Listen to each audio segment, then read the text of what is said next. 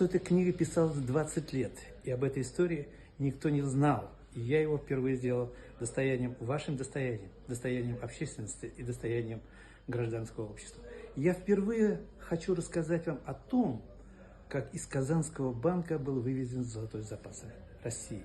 А это, прислушайтесь, пожалуйста, 8399 ящиков, 2468 мешков, 18 сумок, золотые монеты 14 иностранных государств, денежные единицы на 130 миллионов рублей теми деньгами, которых называли думки, романовки, керенки и николашки, а также, возможно, бриллианты барона Фредерикса.